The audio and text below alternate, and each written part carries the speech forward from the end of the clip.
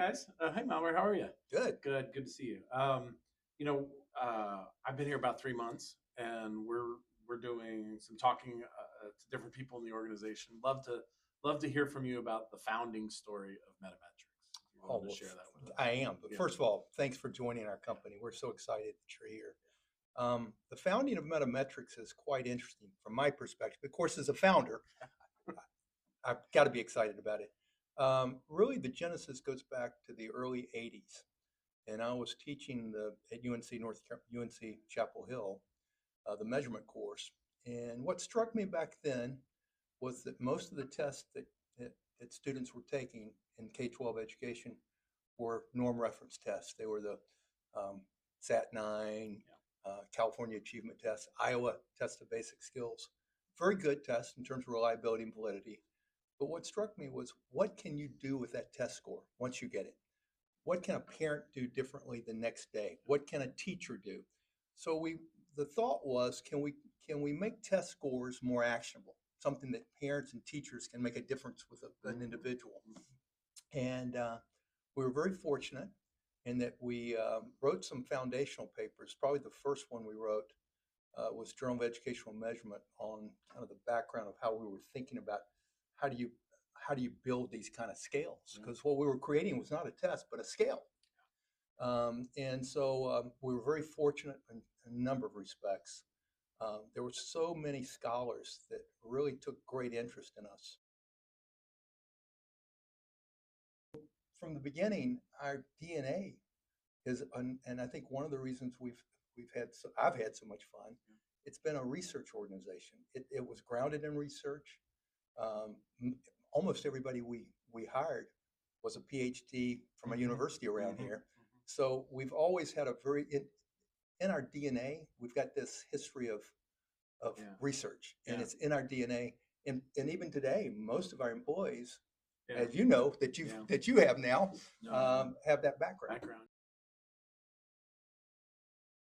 What have you seen in AI that is interesting to you, and how do you think it affects our business? Yeah, that's a great question, and that's why we've hired you. Yeah. But because I think it opens up a lot of potential, and I know we are harnessing some of the AI power internally now on some of the things we're doing, and also building it into a portfolio of products.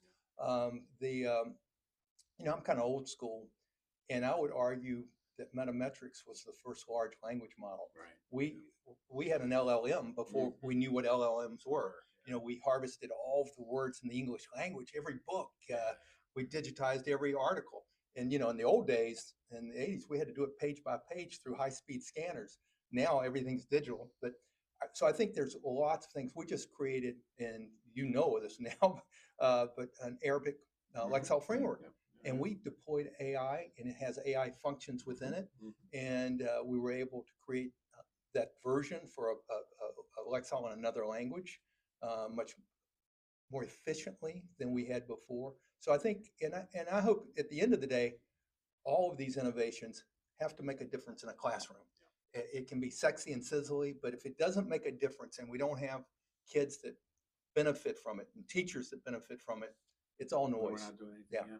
I mean, I think one of the future things for us is around our career database. So, in the last couple of years, as you know, we have taken the high value careers and mapped them against reading and mathematics demands. And so now we can, using Lexiles and Quantiles, tell students where they are on a pathway to being able to enter these type of career paths. I see more and more as I'm talking to legislators, I'm talking to teachers, I'm talking to parents. They tell me that they're worried about their kids' future in this environment where things are changing so fast. I still think reading is going to be really important for kids. And I think, I have 3 kids. It's funny to watch them. The 2 of them are okay with reading. One of them doesn't love reading. But I still think knowledge transfer is not going to only happen via YouTube. And so being able to engage with the language, being able to read more complex text. I mean, that was the whole point of the standards movement for us, was ELA standards shouldn't just be about recall. They should be about being able to do these functions with more complex text. So we're in a moment where reading is sort of uh, it's questioned whether reading will be important in the future. I really sit firmly in the camp that reading's still going to be important. The part of the future for us is states need to be able to give comparable data to their students that then drive students towards education outcomes for them. So, a 240 on a scale isn't the same as saying to somebody, "Hey, you're at the 600 Lexile level, Right. and here are some books Right. that can help you." Right. I think one of the unique things about our work is that we don't just have aren't just able to give assessment scores, but we're also able to rate content. That's the unique part about our Right. scale. And that charge is really about making Lexiles and Quantiles ubiquitous, right? Making sure people understand that Lexiles and Quantiles, you can compare any measure to another measure if you have a common scale. Right.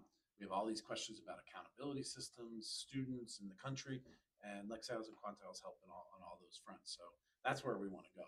And well, thank you for chatting with me, and I appreciate our viewers hanging in there with us today. Thanks, Chris. Talk to you soon.